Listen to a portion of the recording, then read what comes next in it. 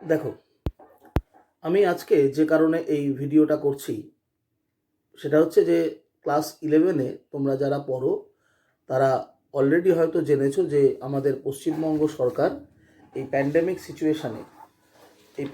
সিচুয়েশানে COVID-19 এবং corona ভাইরাসের প্রকোপের কারণে শিক্ষা ব্যবস্থার একটু রদবদল করেছে। অর্থাৎ তোমাদের 11-এর যে অ্যানুয়াল পরীক্ষা, সেই অ্যানুয়াল পরীক্ষার পদার্থবিদ্যার যে সিলেবাস, সেই সিলেবাস থেকে কিছু চ্যাপ্টারের কিছু কিছু টপিককে বাদ দেওয়া হয়েছে। যে তোমাদের ওপর চাপ কমানোর জন্যে, এই যেহেতু প্যান্ডেমিক সিচুয়েশনের কারণে আমরা এখনও স্কুল কলেজ খুলে উঠতে পারছি না বা স্কুলে নিয়মিত ক্লাস হচ্ছে না, হয়তো অনলাইন ব্যবস্থার মাধ্যমে বিভিন্ন স্কুল ক্লাস নিচ্ছে এবং সেক্ষেত্রে পঠন পাঠনের একটু অসুবিধা অবশ্যই হচ্ছে। তো সেই কারণে তোমাদের ওপর বাড়তি চাপ যাতে না হয়, সেই চাপকে কমানোর জন্য, প্রেশারকে রিডিউস করার জন্যে পশ্চিমবঙ্গ সরকার আমাদের শিক্ষা দপ্তর থেকে একটি সার্কুলার বা একটি নির্দেশিকা জারি করেছে। তোমরা সকলেই নির্দেশিকাটা হয়তো পেয়েছো বা দেখতে পাচ্ছ এখানে। তো এই নির্দেশিকায় তোমাদের ক্লাস 11-এর বিভিন্ন যে চ্যাপ্টারগুলো আছে, বাংলা বা ইংলিশ, ফিজিক্স, কেমিস্ট্রি, বায়োলজি, এই সায়েন্সের যে বিভিন্ন সাবজেক্টগুলো আমরা পড়ি, তার সেই বিভিন্ন সাবজেক্টগুলোর মধ্যে কিছু কিছু চ্যাপ্টারের কোনো কোনো টপিককে বাতিল করা হয়েছে এই বছরের জন্য। এটা চিরকালীন নয়, জাস্ট 2021-এ যারা ইলেভেনের অ্যানুয়াল পরীক্ষা দেবে তাদের ক্ষেত্রে এই কিছু কিছু চ্যাপ্টারের কিছু কিছু টপিককে এলিমিনেট করা হয়েছে, বাদ দেওয়া হয়েছে, অর্থাৎ সিলেবাসকে কিছুটা রিডিউস করা হয়েছে। তো এখানে যে নির্দেশিকা রয়েছে তার মধ্যে পদার্থবিদ্যায় বিভিন্ন চ্যাপ্টারের যে টপিকগুলো বাদ দেওয়া হয়েছে সেগুলো মেনশন করা আছে। আমি একটু সেগুলো নিয়ে তোমাদের ডিটেল ডিসকাস করতে চাইছি, তো তোমরা মন দিয়ে একটু বিষয়টা দেখো। তো তোমাদের পদার্থবিদ্যায় প্রথম যে চ্যাপ্টারটা রয়েছে সেটা হচ্ছে আমাদের বইতে measurement and dimension of physical quantity. Measurement and dimension of physical quantity, যেটাকে বাংলা করলে দাঁড়ায় ভৌত রাশির পরিমাপ ও মাত্রা। এটা হচ্ছে আমাদের প্রথম চ্যাপ্টার। এই চ্যাপ্টারটার থেকে যে টপিকটা বাদ দেওয়া হয়েছে তোমাদের সিলেবাসে সেটা হচ্ছে dimensional analysis and it's application. Dimensional analysis and it's application কথাটার মানে হচ্ছে মাত্রা বিশ্লেষণ এবং মাত্রা বিশ্লেষণের প্রয়োগ। মাত্রা বিশ্লেষণ এবং মাত্রা বিশ্লেষণের প্রয়োগ, এই টপিকটা বাদ দেওয়া আছে। এবার এর মধ্যে কি কি পড়ছে সেগুলো একটু ভালো করে তোমরা দেখে নাও। তোমাদের কাছে যদি দুয়ারি মজুমদার মাইতির বই থাকে তাহলে বাংলা বই অনুযায়ী যে আর্টিকেলগুলো বাদ গেছে সেগুলোর নম্বর আমি বলছি, তোমরা বইতে দাগিয়ে নাও। Article number 1.4.1, article number 1.4.1.2, article number 1.4.1.3। আর যাদের কাছে ইংরেজি বই আছে তাদের ক্ষেত্রে যে আর্টিকেলগুলো বাদ দেওয়া হয়েছে সেগুলো হচ্ছে article number 1.7.1, article number 1.7.1.1, article number 1.7.1.2, article number 1.7.1.3। এই টপিকগুলো তোমাদের বাদ দেওয়া হয়েছে। এবং আর্টিকেল নাম্বার 1.7.1.4 আরেকটি আর্টিকেল। এইগুলো তোমাদের এবছরের 11-এর সিলেবাস থেকে এলিমিনেট করা হয়েছে।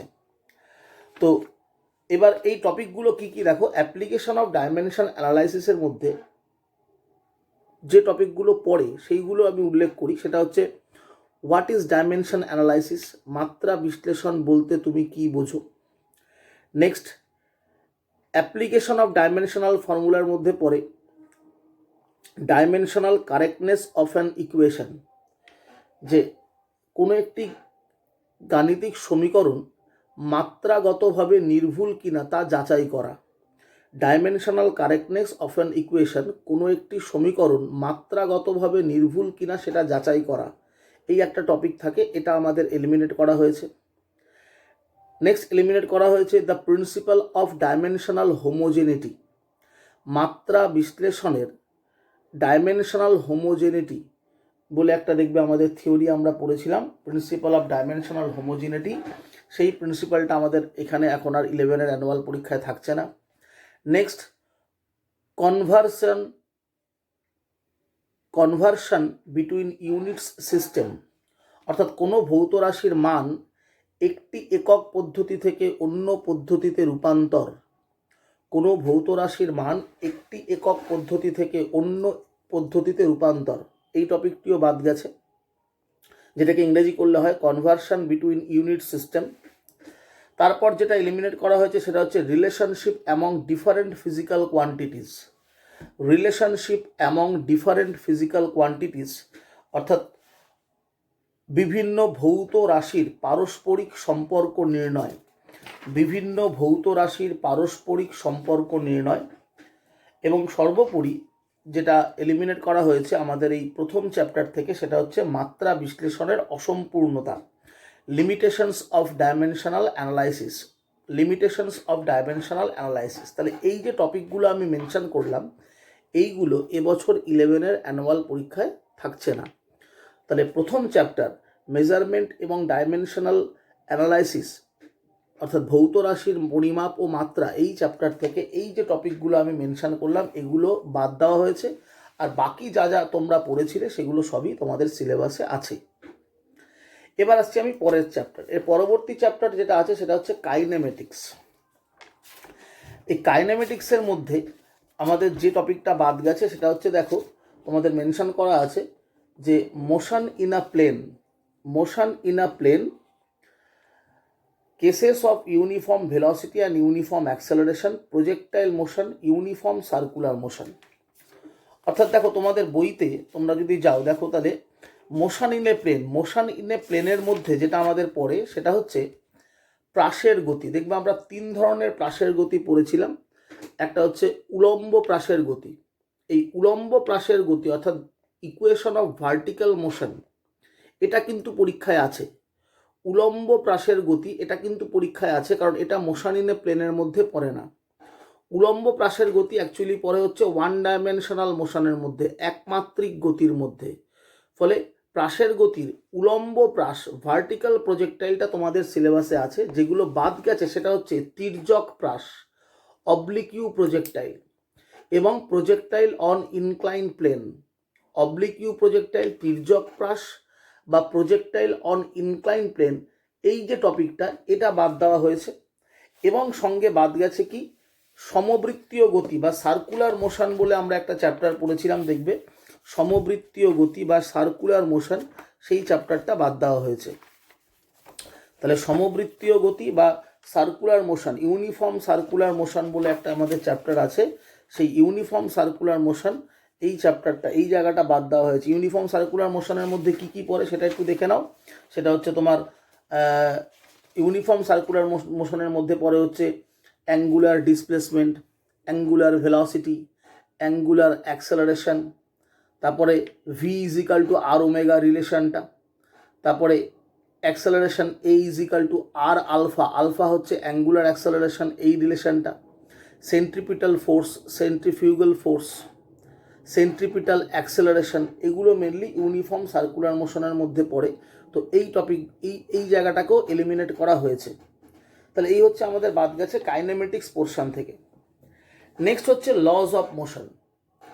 লজ অফ মোশনের মধ্যে যেটা বাদ দেওয়া হয়েছে সেটা হচ্ছে কেবলমাত্র রোলিং ফ্রিকশন, আর কিচ্ছু বাদ যায়নি। অর্থাৎ Newton's laws of motion A to Z তোমায় পড়তে হবে, ফ্রিকশন পুরোটাই তুমি পড়বে, শুধু লাস্টে দেখবে আবর্ত ঘর্ষণ বলে একটা টপিক আছে। ওই আবর্ত ঘর্ষণ রিলেটেড যে টপিকটা, সেই রোলিং ফ্রিকশন, ওই টপিকটা খালি আমরা বাদ দেব, বাকি সবই আমাদের সিলেবাসে রয়েছে। নেক্সট আসছি আমরা খুব গুরুত্বপূর্ণ চ্যাপ্টার ওয়ার্ক এনার্জি পাওয়ার। ওয়ার্ক এনার্জি পাওয়ারে যেটা বাদ দেওয়া হয়েছে সেটা হচ্ছে, দেখো নন কনজারভেটিভ ফোর্স। নন কনজারভেটিভ ফোর্স বলতে যে অংশটা বাদ দেওয়া হয়েছে সেটা হচ্ছে, তোমাদের বইতে দেখবে একটা আর্টিকেল আমরা পড়ি, সেটা হচ্ছে যে ডিসিপেশন অফ এনার্জি। তোমাদের বইতে আমি তোমায় দেখাচ্ছি, দেখো ডিসিপেশন অফ এনার্জি বলে একটা টপিক আমরা পড়েছিলাম। এই যে শক্তির অপচয়, ডিসিপেশন অফ এনার্জি 1.6 আর্টিকেল তোমাদের বাংলা বইতে। আর ইংরেজি বই অনুযায়ী যদি আমরা যাই, ইংরেজি বই অনুযায়ী দেখো আমি বার করে তোমায় দেখাচ্ছি। ইংরেজি বই অনুযায়ী গেলে তোমাদের article number dissipation of energy বা তোমাদের বইতে থাকবে ওয়ার্ক ডান এগেনস্ট ফ্রিকশন, সেটা হচ্ছে আর্টিকেল নাম্বার 1.8। ইংরেজি বই অনুযায়ী article number 1.8 non conservative force dissipation of energy work done against friction, অর্থাৎ শক্তির অপচয় এবং ঘর্ষণের বিরুদ্ধে কৃতকার্য। তারপরে আছে অসংরক্ষী বল, নন কনজারভেটিভ ফোর্স, এই জায়গাটা এলিমিনেট করা হয়েছে। নেক্সট যে পোর্শনটা বাদ দেওয়া হয়েছে সেটা হচ্ছে motion of a body in a vertical circle, উলম্ব বৃত্তপথে বস্তুর ঘূর্ণন। এটা খুব গুরুত্বপূর্ণ একটা টপিক ছিল, যাই হোক, কিন্তু এবছরের জন্য এটাকে বাদ দেওয়া হয়েছে তোমাদের সিলেবাস থেকে। তো উলম্ব বৃত্তপথে ঘূর্ণন গতি দেখবে, motion of a body in a vertical circle, Bangla বইতে আর্টিকেল নাম্বার 1.12 আর ইংরেজি বইতে article number 1.10 rotational motion of a body in a vertical circle বা উলম্ব বৃত্তপথে বস্তুর ঘূর্ণন, এটাকে বাদ দেওয়া হয়েছে। তারপর বাদ দেওয়া হয়েছে কলিশন, ইলাস্টিক এবং inelastic collision in 1 and 2 dimension, অর্থাৎ পুরো যে সংঘর্ষ কলিশনের যা আমরা পড়েছিলাম, coefficient of restitution, elastic collision, inelastic collision, partially elastic collision, অর্থাৎ কলিশনের এই যে পুরো বিস্তীর্ণ একটা জায়গা আমরা ডিসকাস করেছি এবং আমরা ডিটেলে পড়েছিলাম, এই কলিশনটাও বাদ দেওয়া হয়েছে। তাহলে ওয়ার্ক এনার্জি পাওয়ারে কিন্তু আমাদের তাহলে ডিসিপেশন অফ ফোর্স, অর্থাৎ work done against friction, non conservative force, motion of a body in a vertical circle, উলম্ব বৃত্তপথে বস্তুর ঘূর্ণন, তারপরে সংঘর্ষ, স্থিতিস্থাপক অস্থিতিস্থাপক সংঘর্ষ, elastic collision, inelastic collision, partially elastic collision, অর্থাৎ কলিশন রিলেটেড যাবতীয় কিছু সবটাই তোমাদের বাদ দেওয়া হয়েছে ওয়ার্ক এনার্জি পাওয়ার থেকে। এরপরে যে চ্যাপ্টার আমাদের আসে সেটা হচ্ছে motion of system of particle and rigid body. Motion of system of particle and rigid body, যে ইউনিটটা আমরা অ্যাকচুয়ালি বর্তমানে এখন পড়ছি, এই ইউনিটটা থেকে যেটা বাদ দেওয়া হয়েছে সেটা হচ্ছে centre of mass, motion of centre of mass, অর্থাৎ ভরকেন্দ্রের গতি। ভরকেন্দ্রের গতি এই টপিকটা বাদ দেওয়া হয়েছে। আমরা এই চ্যাপ্টারটা এখন বর্তমানে পড়ছি, এই ইউনিটটা যে motion of system of particle and rigid body, এই ইউনিটটা আমরা অ্যাট প্রেজেন্ট পড়ছি। আমরা স্ট্যাটিক্স চ্যাপ্টারটা পড়ছি। স্ট্যাটিক্স চ্যাপ্টারের মধ্যে এই সেন্টার অফ মাস আমরা আগের দিন ক্লাস করেছিলাম। তো এই সেন্টার অফ মাসের motion of centre of mass এই টপিকটা বাদ গেছে। দেখবে তোমাদের বইতে ভরকেন্দ্রের গতি বলে একটা আর্টিকেল আছে, motion of centre of mass, এই টপিকটা বাদ দেওয়া হয়েছে। আর সেন্টার অফ মাসের কিছু ক্যালকুলেশন, যে centre of mass of a rigid body, দৃঢ় বস্তুর ক্ষেত্রে ভরকেন্দ্র নির্ণয়, অর্থাৎ দেখবে আমরা আগের দিন একটা রডের ক্ষেত্রে ভরকেন্দ্র নির্ণয় করেছিলাম, একটা অর্ধবৃত্তাকার রিংয়ের ক্ষেত্রে ভরকেন্দ্রের অবস্থান আমরা নির্ণয় করেছিলাম। এই দৃঢ় বস্তুর ক্ষেত্রে ভরকেন্দ্র নির্ণয়ের যে ক্যালকুলেশনগুলো আমরা আগের দিন দুটো ক্যালকুলেশন করেছিলাম, সেই দুটো ক্যালকুলেশনও তোমাদের সিলেবাস থেকে বাদ দেওয়া হয়েছে। তাহলে সেন্টার অফ মাসের সবই কিন্তু আছে, ভরকেন্দ্র কাকে বলে, হ্যাঁ, what is the definition of centre of mass, what is the position vector of the centre of mass of a particle system, what is the coordinate of the centre of mass of a particle system, এগুলো সবই আছে। যেটা বাদ গেছে সেটা হচ্ছে motion of centre of mass, ভরকেন্দ্রের গতি বলে একটা টপিক আছে, যেখানে ভরকেন্দ্রের বেগ, ভরকেন্দ্রের ত্বরণ, এগুলো নিয়ে আলোচনা করা হয়। এই টপিকটা বাদ গেছে। আর বাদ দেওয়া হয়েছে বিভিন্ন দৃঢ় বস্তুর ক্ষেত্রে ভরকেন্দ্রের ক্যালকুলেশন, অর্থাৎ যেটা আমরা আগের দিন দেখো করেছিলাম যে একটা রডের ক্ষেত্রে ভরকেন্দ্র নির্ণয়, এবং আমরা পড়েছিলাম একটি অর্ধবৃত্তাকার রিংয়ের ভরকেন্দ্র নির্ণয়। এই রিজিড বডির ক্ষেত্রে ভরকেন্দ্রের অবস্থান নির্ণয়ের যে বিভিন্ন ক্যালকুলেশনগুলো হয়, এইগুলো বাদ দেওয়া হয়েছে। নেক্সট হচ্ছে গ্র্যাভিটেশন, মহাকর্ষ। এই চ্যাপ্টারটা আমরা এখনও পড়িনি, এটা আমরা এই যেটা পড়ছি যে ইউনিটটা, তারপরেই আমরা এই গ্র্যাভিটেশন চ্যাপ্টারটা পড়ব। এই গ্র্যাভিটেশন চ্যাপ্টারে বিশেষ কিছু বাদ দেওয়া হয়নি, একমাত্র একটা টপিক বাদ গেছে। দেখবে সেখানে জিও স্টেশনারি স্যাটেলাইট, তোমাদের কাছে যদি বই থাকে তোমরা মহাকর্ষ চ্যাপ্টার খুললে দেখতে পাবে সেখানে জিও স্টেশনারি স্যাটেলাইট মানে ভূ সমলয় উপগ্রহ বলে একটা টপিক আছে। ভূ সমলয় উপগ্রহ, জিও স্টেশনারি স্যাটেলাইট, ভূ সমলয় উপগ্রহ, আর্টিকেল নাম্বার বাংলা বইতে 1.9.1, বাংলা বই আর্টিকেল নাম্বার 1.9.1, বা ইংরেজি বই অনুযায়ী যদি আমি দেখি তাহলে আমরা দেখব যে আর্টিকেল নাম্বারটা আমি বলছি তোমাদের, আর্টিকেল নাম্বার ভূ সমলয় উপগ্রহ, article number 1.10.1, 1.10.1 geostationary satellite, এই একটা টপিককে গ্র্যাভিটেশন চ্যাপ্টার থেকে এলিমিনেট করা হয়েছে, আর বাকি সব তোমায় পড়তে হবে। এবার গ্র্যাভিটেশনের পরে যে ইউনিটটা আসে সেটা হচ্ছে প্রপার্টিজ অফ বাল্ক ম্যাটার। এর মধ্যে আমরা যে চ্যাপ্টারগুলো পড়েছি, elasticity, hydrostatics, viscosity, surface tension, আমরা পড়েছি expansion of solid liquid, expansion of gas, calorimetry, change of state. এই চ্যাপ্টারগুলো নিয়ে হচ্ছে প্রপার্টিজ অফ বাল্ক ম্যাটার। এর মধ্যে যেটাকে এলিমিনেট করা হয়েছে, বাদ দেওয়া হয়েছে, সেটা হচ্ছে সারফেস টেনশন। সারফেস টেনশনের মধ্যে বাদ গেছে হচ্ছে যে idea to drops, bubbles and capillary rise, অর্থাৎ আমরা যে এক্সেস প্রেশার পড়েছিলাম, excess pressure inside a soap bubble, excess pressure inside a soap bubble, excess pressure inside a air bubble, excess pressure inside water drop. এই এক্সেস প্রেশার বা অতিরিক্ত চাপের যে রাশিমালা আমরা পড়েছি ইনসাইডে বাবেল, এই টপিকটা বাদ দেওয়া হয়েছে। আর বাদ দেওয়া হয়েছে ক্যাপিলারি রাইজ, অর্থাৎ কৈশিকতা, এবং কৈশিকতা ধর্মকে ব্যবহার করে পৃষ্ঠ টানের যে ক্যালকুলেশন আমরা করেছিলাম, যেটাকে আমরা জুরিনের সূত্র বলেছিলাম, জুরিনস ল, ওই পোর্শনটাকে এলিমিনেট করা হয়েছে। তাহলে প্রপার্টিজ অফ বাল্ক ম্যাটার থেকে বাদ গেল কি? তাহলে সারফেস টেনশন চ্যাপ্টারের excess pressure inside a water drop, excess pressure inside a soap bubble, excess pressure inside air bubble. এই এক্সেস প্রেশারের যে জায়গাটা, অতিরিক্ত চাপ, এটা বাদ দেওয়া হলো। ক্যাপিলারি রাইজ, কৈশিকতা বলে একটা টপিক আছে, সেটা বাদ দেওয়া হয়েছে, এবং কৈশিকতার সাহায্যে তরলের পৃষ্ঠটান নির্ণয়ের যে ক্যালকুলেশনটা আমরা করেছিলাম, সেই ক্যালকুলেশনটাও আমাদের আর লাগবে না। এবং সঙ্গে বাদ গেল জুরিনের সূত্র, কারণ কৈশিকতা বাদ দেওয়া মানে কৈশিকতার সাথে জুরিনের সূত্রটা ইনক্লুডেড, তাহলে জুরিনস ল ওটাও বাদ যাবে। তারপর বাদ দেওয়া হয়েছে একটা গোটা চ্যাপ্টার, সেটা হচ্ছে ক্যালোরিমেট্রি, পুরো চ্যাপ্টারটাই বাদ দিয়ে দেওয়া হয়েছে। তারপর বাদ দিয়ে দেওয়া হয়েছে চেঞ্জ অফ স্টেট, অর্থাৎ অবস্থার পরিবর্তন, এই পুরো চ্যাপ্টারটাকেই এলিমিনেট করা হয়েছে। তো প্রপার্টিজ অফ বাল্ক ম্যাটার থেকে এই জিনিসগুলো বাদ গেল। নেক্সট হচ্ছে আমাদের থার্মোডাইনামিক্স। থার্মোডাইনামিক্সে যেটা বাদ গেছে সেটা হচ্ছে তাপীয় ইঞ্জিন, হিট ইঞ্জিন এবং রেফ্রিজারেটর। হিট ইঞ্জিন এবং রেফ্রিজারেটর বলে দেখবে দুটো টপিক আমরা থার্মোডাইনামিক্সে পাবো, যদিও আমরা থার্মোডাইনামিক্স এখনও পড়িনি, আমরা এর পরে পড়বো।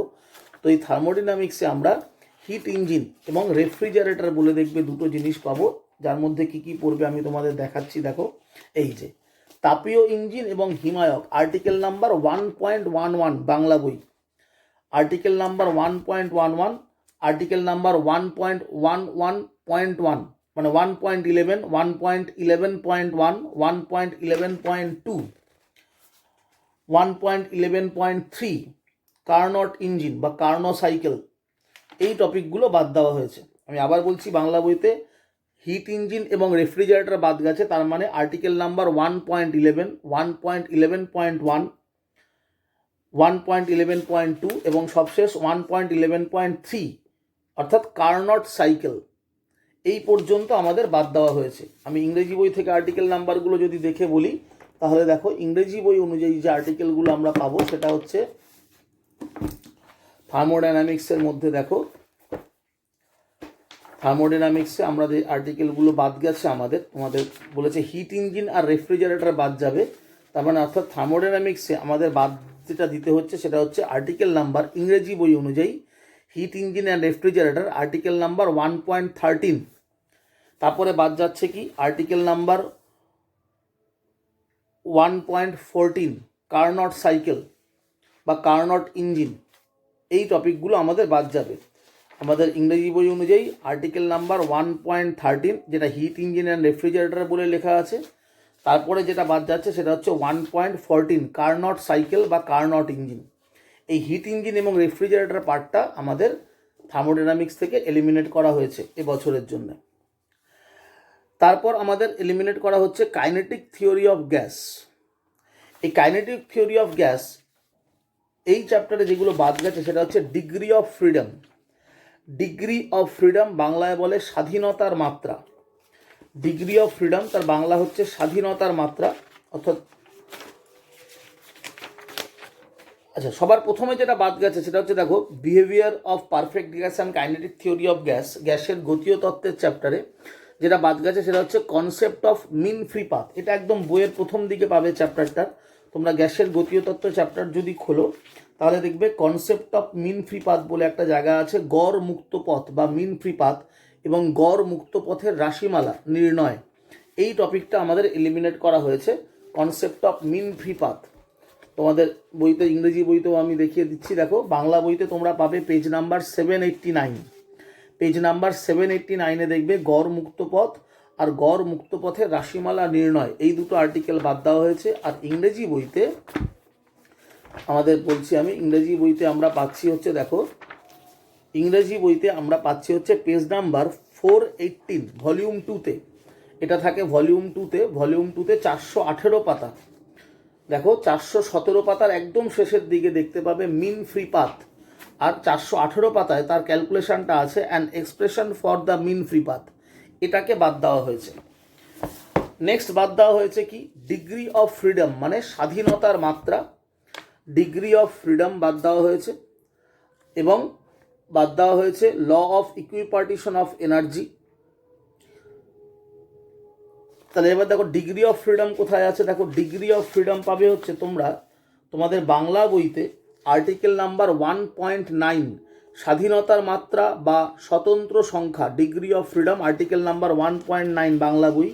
তারপর আর্টিকেল নাম্বার 1.10 শক্তির সমবিভাজন নীতি, আর্টিকেল নাম্বার 1.10, এই দুটো জিনিস বাদ দেওয়া হয়েছে।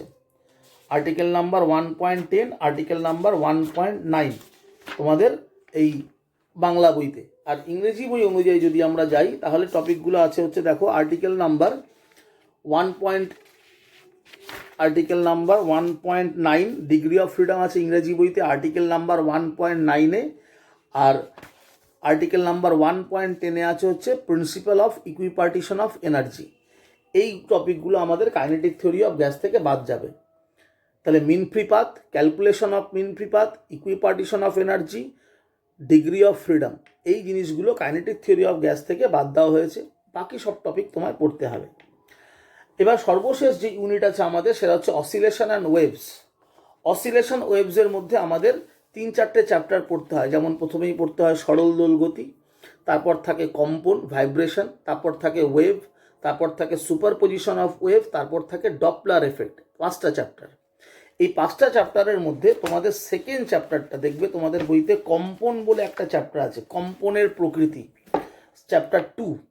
এই অসিলেশন অ্যান্ড ওয়েভস এই ইউনিটের মধ্যে কম্পনের প্রকৃতি, নেচার অফ ভাইব্রেশন বলে একটা চ্যাপ্টার আছে। এই গোটা চ্যাপ্টারটাই বাদ দেওয়া হয়েছে, গোটা চ্যাপ্টারটা বাদ দেওয়া হয়েছে। যেটা বলা আছে দেখো, free, forced and damped oscillation সঙ্গে রেজোনেন্স, এই যে টপিক কটা বাদ দিয়েছে এই টপিক কটা নিয়েই হচ্ছে তোমাদের কম্পনের প্রকৃতি এই চ্যাপ্টারটা। এই কম্পনের প্রকৃতির মধ্যেই তুমি এই জিনিসগুলো পাবে। ফ্রি ভাইব্রেশন, ফ্রি ভাইব্রেশন মানে হচ্ছে মুক্ত বা স্বাভাবিক কম্পন, এটা বাদ গেছে। তারপর হচ্ছে ফোর্স ভাইব্রেশন, ফোর্স ভাইব্রেশন মানে হচ্ছে পরবশ কম্পন, বাদ গেছে। তারপর হচ্ছে রেজোনেন্স বা অনুনাদ বাদ গেছে। তারপর বাদ গেছে ড্যাম্পড ভাইব্রেশন মানে অবমন্দিত কম্পন। অর্থাৎ এক কথায় বললে কম্পনের প্রকৃতি এই গোটা চ্যাপ্টারটাই আমাদের আর পড়তে হবে না, কারণ কম্পনের প্রকৃতি চ্যাপ্টারটা এই কটা জিনিস নিয়েই মেনলি তৈরি হয়। এই কটা জিনিসই আমাদের এই চ্যাপ্টারটা থেকে পরীক্ষায় আসতো, তো পুরো এই টপিকগুলোই বাদ দিয়ে দেওয়া হয়েছে। ফ্রি ভাইব্রেশন বা মুক্ত কম্পন, তারপর হচ্ছে ড্যাম্পড ভাইব্রেশন অবমন্দিত কম্পন, তারপরে ফোর্স ভাইব্রেশন মানে পরবশ কম্পন, তারপর অনুনাদ, এই টপিকগুলো এলিমিনেট করা হয়েছে অসিলেশন এবং ওয়েভসের ইউনিটটা থেকে। তো এই হচ্ছে আমাদের এন্টায়ার সিলেবাস। আমাদের এন্টায়ার সিলেবাসের মধ্যে এই টপিকগুলোকে বাদ দেওয়া হয়েছে। আমি যেগুলো বললাম তোমরা সেগুলো বই থেকে দাগিয়ে নিতে পারো। তোমরা যখন 11-এর অ্যানুয়াল পরীক্ষাটা দেবে সেই সময় যখন তুমি নিজেকে প্রস্তুত করবে বা রিভিশন করবে, তো অ্যানুয়াল পরীক্ষার জন্য যদি তুমি নিজেকে প্রস্তুত করো তাহলে এই টপিকগুলো তুমি বাদ রেখে পড়তে পারো। এটা জাস্ট পরীক্ষার প্রস্তুতি পর্বের জন্য তুমি করবে। কিন্তু একটা বিষয় মাথায় রাখবে, তুমি যখন ক্লাস 11-এর পড়াশুনোটা করবে তখন কিন্তু তোমাকে এন্টায়ার সিলেবাসটাই পড়তে হবে। অর্থাৎ এই যে টপিকগুলো বাদ গেছে এগুলোকে বাদ দেওয়া খুব একটা বুদ্ধিমত্তার পরিচয় হবে না, এটা খুব একটা ওয়াইজ ডিসিশন হবে না। তার কারণ এই যে বিভিন্ন চ্যাপ্টারের যে টপিকগুলোকে বাদ দেওয়া হয়েছে এটা কিন্তু ওয়েস্ট বেঙ্গল গভর্নমেন্ট বাদ দিয়েছে। পশ্চিমবঙ্গ সরকারের শিক্ষা দপ্তর এই সিলেবাস থেকে এগুলোকে বাদ দিয়েছে। সারা ভারতবর্ষে অন্যান্য যে রাজ্য বা অন্যান্য যে বোর্ড অর্থাৎ সিবিএসসি বা আইএসসি, তারা কিন্তু এতগুলো টপিক এলিমিনেট করেনি। রেদার আইএসসি বা সিবিএসসি 11-এর সিলেবাসে কোনো কিছু এলিমিনেটই করেনি। ওয়েস্ট বেঙ্গল বোর্ড একমাত্র 11-এর সিলেবাসে এতগুলো জিনিসকে বাদ দিয়েছে। এবার এই জিনিসগুলোকে আমি বলবো, তোমরা প্রত্যেকে, যখন আমি পড়াচ্ছি চ্যাপ্টারের পর চ্যাপ্টার, আমি কিন্তু সবটাই পড়াচ্ছি এবং অলরেডি তোমরা দেখো এই যে জিনিসগুলো বাদ গেছে তোমাদের সিলেবাস থেকে, তার মধ্যে ম্যাক্সিমামটাই আমাদের অলরেডি পড়া হয়ে গেছে। আমাদের পড়া হয়নি যেটা, সেটা হচ্ছে এই kinetic theory of gas, thermodynamics আর অসিলেশন অ্যান্ড ওয়েভ। এই জায়গাটা মেনলি আমাদের বাকি আছে। আর সেন্টার অফ মাসের পোর্শনটা তো আমরা বর্তমানে পড়ছি। তাহলে আমাদের বাকি আছে যেটা, সেটা হচ্ছে thermodynamics, kinetic theory of gas, oscillation and waves. এই জায়গা থেকে যে কটা টপিক বাদ গেছে আমি বলবো সেগুলো কিন্তু পড়ার সময় তোমরা পড়বে, এবং আমিও যখন পড়াবো তখন কিন্তু আমি তোমাদের সব কিছুই পড়াবো। আর বাকি যে অন্যান্য ইউনিটগুলো ছিল সেগুলো তো অলরেডি সবটাই আমাদের পড়া হয়ে গেছে।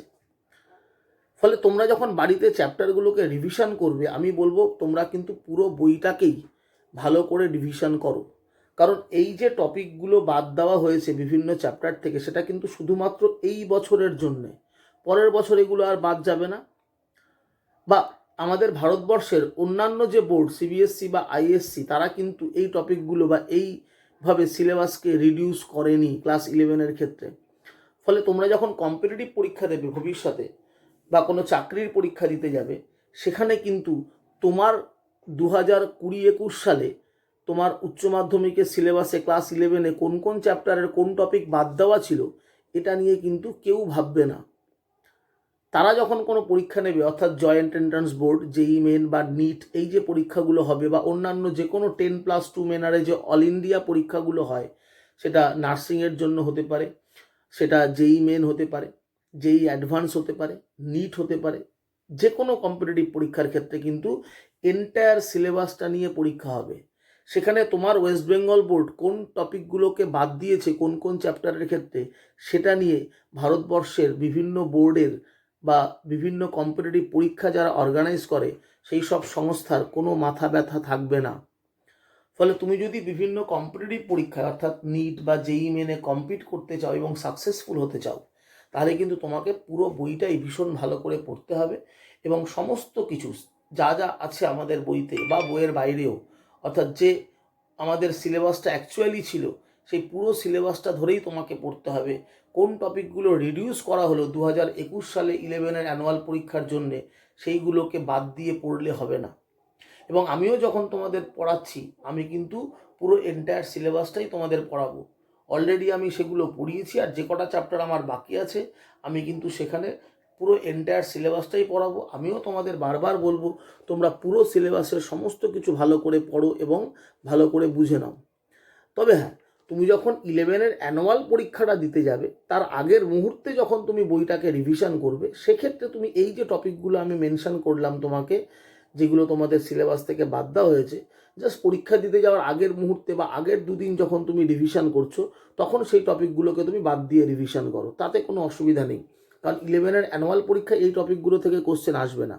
কিন্তু থ্রু আউট দ্য ইয়ার যখন তুমি কোর্সটা কমপ্লিট করছো, তখন তুমি সমগ্র বইয়ের সমগ্র টপিক, সমস্ত সিলেবাস যা ছিল বা যেভাবে আমি পড়াচ্ছি সেইভাবেই পড়ো, এবং সেটাই তোমার উপকার হবে। কারণ তুমি সেক্ষেত্রে বিভিন্ন অল ইন্ডিয়ার বেসিস যে কম্পিটিটিভ পরীক্ষা জেই মেন বা নিট, তাতে সফল হতে পারবে। কারণ সেখানে কিন্তু পুরো বইটা নিয়েই পরীক্ষা হবে। এই টপিকগুলো যে তোমাদের বোর্ড বাদ দিল, এটা কিন্তু ওরা এই নিয়ে কোনো মাথা ব্যথা ওদের নেই, বা ওরা এই জিনিসটাকে গ্র্যান্টও করবে না। ফলে তোমরা এখন পুরো বইটাই পড়ো, কি বাদ গেছো এই নিয়ে তুমি ফিজিক্সে মাথা ঘামিও না। তুমি এখন সামনের দিকে তাকিয়ে চলো, এবং যেভাবে আমি তোমাদের পড়িয়েছি বা যেভাবে আমি তোমাদের বাকি চ্যাপ্টারগুলো পড়াবো, সেই সমস্ত টপিক, সমস্ত থিওরি, সমস্ত নিউমেরিক্যাল তোমরা করো, এবং নিজেকে কনফিডেন্টলি প্রিপেয়ার করো ফর জেই মেন বা নিট বা যে কোনো কম্পিটিটিভ পরীক্ষার ক্ষেত্রে, যাতে তুমি সাকসেসফুল হতে পারো। এবার যে টপিকগুলো বাদ গেল সেগুলো বইতে দাগ দিয়ে রাখো খালি, জাস্ট যখন তুমি 11-এর অ্যানুয়াল পরীক্ষা দিতে যাবে তার আগে যখন তুমি বইটাকে রিভিশন করবে তখন ওই টপিকগুলোকে বাদ রেখে রিভিশন করো, কিন্তু বাকি সময় যখন তুমি চ্যাপ্টারগুলোকে রিভিশন করছো বা বিভিন্ন নতুন চ্যাপ্টার পড়ছো সেখানে এন্টায়ার টপিকগুলোকেই পড়ার চেষ্টা করো, সমগ্র বই সমগ্র সিলেবাসকে তুমি পড়ো, কোনো কিছুকে বাদ দিয়ে যেও না, তাহলে কিন্তু তোমার শিক্ষাটা অসম্পূর্ণ থাকবে। আর অসম্পূর্ণ শিক্ষা নিয়ে কখনোই ভবিষ্যতে ভালো কিছু করা যায় না। ঠিক আছে, তাহলে তোমরা নিশ্চয়ই বুঝতে পারলে সিলেবাস যে রিডিউস করা হয়েছে তার সম্বন্ধে আমি ডিটেল অ্যানালাইসিস তোমাদের করে দিলাম। যদি তোমাদের কোনো প্রশ্ন থাকে আমাকে প্রশ্ন করতে পারো ওভার ফোন বা হোয়াটসঅ্যাপে, বা পরের দিন যখন আমি ক্লাস নেব সেখানেও আমায় জিজ্ঞাসা করে নিতে পারো। তাহলে সকলে ভালো থেকো, আশা করি তোমরা সমগ্র বিষয়টা বুঝলে। Thank you very much. প্রসঙ্গক্রমে আরেকটা বিষয় আমি বলতে ভুলে গিয়েছিলাম, সেটা একটু তোমাদের সংযোজন করব। সেটা হচ্ছে যে আরেকটি চ্যাপ্টার আমি আলোচনা করতে ভুলে গেছি, সেটা হচ্ছে transmission of heat. Transmission of heat বা তাপ সঞ্চালন বলে একটা চ্যাপ্টার আমাদের 11-এ আছে, যেটা অলরেডি আমাদের পড়া হয়ে গেছে। সেই ট্রান্সমিশন অফ হিট বা তাপ সঞ্চালন চ্যাপ্টারে বিকিরণ পদ্ধতিতে তাপের পরিবহন কিভাবে হয়, বিকিরণ পদ্ধতি, রেডিয়েশন, তাপ সঞ্চালনের 3টে পদ্ধতি আমরা পড়ি। একটা হচ্ছে কন্ডাকশন মানে পরিবহন, একটা কনভেকশন মানে পরিচলন, আর একটা রেডিয়েশন মানে বিকিরণ। এই বিকিরণ পদ্ধতিতে যে তাপের সঞ্চালন, সেই বিকিরণের আন্ডারে 3টে জিনিস আমাদের সিলেবাস থেকে বাদ দেওয়া হয়েছে। এক হচ্ছে স্টিফেন্স ল, আমরা স্টিফেনের সূত্র পড়েছি, সেই Stefan's law, statement of Stefan's law, স্টিফেনের সূত্রের বিবৃতি। এবং স্টিফেনের সূত্র থেকে আমরা দেখো একটা ক্যালকুলেশন করেছিলাম সোলার কনস্ট্যান্ট, সৌর ধ্রুবক। তো সেই সোলার কনস্ট্যান্ট বা সৌর ধ্রুবকের রাশিমালা, এটা বাদ গেছে। তারপর আমরা পড়েছিলাম নিউটনস লজ অফ কুলিং, নিউটনের শীতলীকরণ সূত্র। তো নিউটনস লজ অফ কুলিংয়ের মধ্যে যে ক্যালকুলেশন আমরা করেছিলাম, নিউটনস লজ অফ কুলিংয়ের স্টেটমেন্ট, নিউটনস লজ অফ কুলিংয়ের এক্সপ্লানেশন, এবং একটা ক্যালকুলেশন আমরা করেছিলাম টাইম অফ কুলিং, এইগুলোকে বাদ দেওয়া হয়েছে তোমাদের 11-এর ফাইনাল পরীক্ষা থেকে। আরও একটি জিনিস সঙ্গে বাদ গেছে, সেটা হচ্ছে উইন্স ল, উইন্স ডিসপ্লেসমেন্ট ল বলে আমরা একটা পড়েছি, দেখো ল্যামডা প্রপোর্শনেট 1/t। এই উইন্স ডিসপ্লেসমেন্ট ল এটাও বাদ দেওয়া হয়েছে। তারপরে তাপ সঞ্চালনে পরিবহন আর পরিচলনে কিন্তু কিছু বাদ দেয়নি, ওটা সবটাই আছে। বিকিরণ প্রণালীতে যে তাপের সঞ্চালন, সেখানে স্টিফেন্স ল থেকে শুরু করে একদম শেষ পর্যন্ত, অর্থাৎ Stefan's law, Newton's laws of cooling, স্টিফেনের সূত্র থেকে নিউটনের শীতলীকরণের সূত্রের প্রমাণ, অর্থাৎ derivation of Newton's laws of cooling from Stefan's law, Wien's displacement law, এই যে কটা টপিক, এগুলোকে বাদ দেওয়া হয়েছে। আর বাকি সবটাই তোমাদের সিলেবাসে রয়েছে। তো এই অংশটা তোমাদের আমি মেনশন করতে ভুলে গিয়েছিলাম। তো যাই হোক, আশা করি বিষয়টা বুঝতে পারলে। তাহলে মোটামুটি আমরা এন্টায়ার সিলেবাসটা নিয়ে ডিসকাস করলাম, এবং আমি যে তোমাদের বললাম যা যা কথা, সেগুলো সবটাই তোমরা মেনে চলবে, এবং আশা করি সমগ্র বিষয়টা তোমরা বুঝতে পারলে। সকলকে অনেক ধন্যবাদ।